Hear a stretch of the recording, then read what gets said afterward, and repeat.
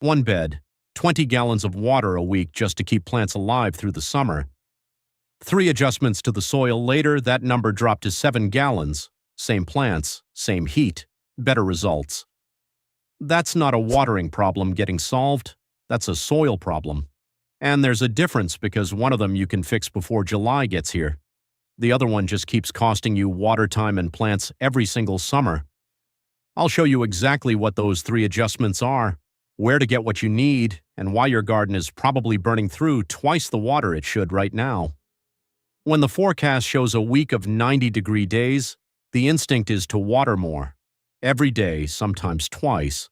It feels responsible. It feels like the right thing to do. There's a certain kind of person who watches videos like this. Retired, maybe gardening alone, not looking for a hobby, looking for food that actually shows up on the table.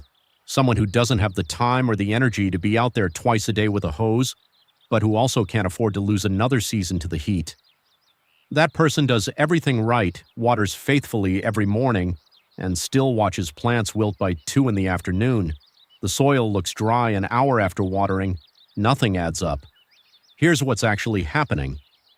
In bare, compacted soil with little organic matter, water hits the surface and most of it evaporates before it ever reaches the root zone. You're not watering your plants, you're watering the first 2 inches of dirt. The roots stay shallow because they have to. That's where the moisture is. And shallow roots are fragile roots. They depend on you showing up every single day just to survive. That cycle doesn't break by adding more water, it breaks by fixing the soil. The first thing most people get wrong is frequency. Watering a little every day feels attentive. But what it actually does is train your plants to keep their roots near the surface. The moisture never goes deep, so the roots never go deep. And a plant with shallow roots is one heat wave away from failure. Think about what happens on a 90-degree afternoon when you water in the morning. By noon, that surface moisture is gone. The top 2 inches are dry. The roots sitting right there have nothing to pull from, and the plant starts to stress. The fix sounds counterintuitive. Water less often, but water deeply. When you push water down 6, 8, 10 inches, the roots follow it. They go where the water is. And a plant with deep roots can pull moisture from a much larger column of soil. It can go 2 or 3 days without you, even in summer heat, because it has reserves you built for it. One gardener documented this during a 4-month dry season, running a simple experiment with buried water bottles in place of surface irrigation. The surface-watered plants needed daily attention. The ones with subsurface moisture held on 3 times longer between waterings. Same soil, same heat. The only difference was where the water went. Changing how you water feels like enough. It isn't. The frequency fix only works if the soil underneath can actually hold what you give it. Sand drains in seconds. Clay repels water and then cracks. Neither one holds moisture where roots can use it. What actually retains water in soil is organic matter. Decomposed leaves, wood, compost. The biological material in the soil acts like a sponge. It absorbs water and releases it slowly into the root zone. The amount of organic matter in your soil determines how long moisture stays available after you water. In a lot of backyards, that amount is close to 0. Years of surface watering, no cover, no additions. The soil is basically mineral dirt with nothing to hold on to. Water runs through it or evaporates off it, and the plants sit there waiting for the next time you show up with the hose. The practical fix is compost. Adding a few inches of finished compost to your beds, worked into the top layer, changes how long the soil holds water after each session.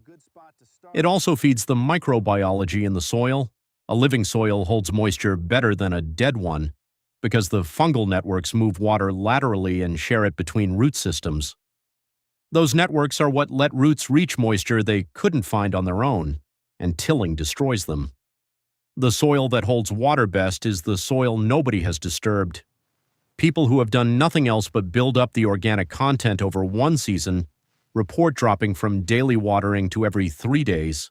No new irrigation system, no expensive amendments, just organic matter, added consistently. If you're starting from scratch in a compacted patch, layering cardboard underneath with compost on top is a shortcut that works. The cardboard suppresses weeds and breaks down over months, adding organic material as it goes. Wet it thoroughly when you put it down and the decomposition starts immediately. Mulch is not mulch. A lot of gardeners throw grass clippings on top of their beds because it's free and it's right there. Grass clippings are fine organic material, but when they go on wet and thick, they mat together. They form a dense, airless layer that sheds water instead of absorbing it and creates an anaerobic environment that slows everything down. Pull back a thick mat of grass clippings 2 weeks after you lay it and it smells like a problem. The mulch that actually works for water retention is chipped wood material, ideally mixed with some coarser organic matter. Wood chips absorb water slowly. They release it back into the soil over days, not hours. They keep the soil surface from crusting in the heat, which is what lets water penetrate when you do irrigate. Depth matters too. A half-inch of wood chip mulch does almost nothing on a 90-degree day. 2 to 3 inches starts making a difference. 4 inches of good wood chip mulch over soil with decent organic content holds moisture through multi-day heat events that would wipe out an unprotected bed. And the material is free if you know who to call. Arborists and tree crews are constantly looking for places to dump chipped material. They're not advertising it, but if you call 2 or 3 local companies and ask to be on their list, you can get a full load delivered to your driveway at no cost. Call directly, ask to be on their rotation, and stay on their radar. That's the approach that actually gets you wood chips. Finished compost into the soil, a solid layer of mixed wood chips on top. Once it's in place, the soil holds completely differently in the heat. Put all 3 of those together and the numbers shift fast. Organic matter gives the soil something to hold on to after you walk away. Deep watering sends roots down to where the moisture actually stays. The mulch layer seals it in so the surface never dries out and cracks between sessions. That's the combination that took one bed from 20 gallons a week to 7. Not a drip system, not a timer, not anything that costs money if you're willing to make a few phone calls and use what's already in your yard. The plants don't care that you're doing less. They just stop depending on you every single day. You have time, but not a lot of it. Late June is still workable in most of the country. The heat hasn't peaked yet, and your soil can still absorb amendments before the ground gets baked. Start with what you already have. Walk your yard, fallen leaves, spent plants from spring, grass clippings from the last mow. All of that is organic material that can go into your beds. Chop it coarsely and work it in. Not a perfect compost, but it adds something where there was nothing. If you have access to a compost pile, pull from the finished bottom layer and apply 2 to 4 inches across your beds. Work it into the top few inches with a fork, then water thoroughly. You want that material wet when you mulch over it so the moisture is sealed in from the start. For the wood chips, call 2 or 3 local tree services this week. Ask if they need a dump site for chipped material. Many will bring a load for free just to avoid paying to dispose of it. Fresh chips from a recent job beat anything you'll find bagged at a store. Lay the mulch 2 to 3 inches thick over the beds after you water. Keep it an inch or 2 away from the base of your plants so air can still circulate at the stem. One more thing worth doing if you're in a hot climate, add some partial shade over the beds during the worst of the afternoon heat. It doesn't take much. A shade cloth, a piece of old screen, even a board propped at an angle on the west side. In one experiment during a 4-month dry season, moving a bed into partial afternoon shade tripled how long the soil held moisture between waterings. The mulch helps. The shade multiplies it. Then adjust your watering schedule. Instead of a short session every morning, water deeply every 2 to 3 days. An hour after you finish, push a finger or stick into the soil. If it's dry at 3 inches, water longer next time.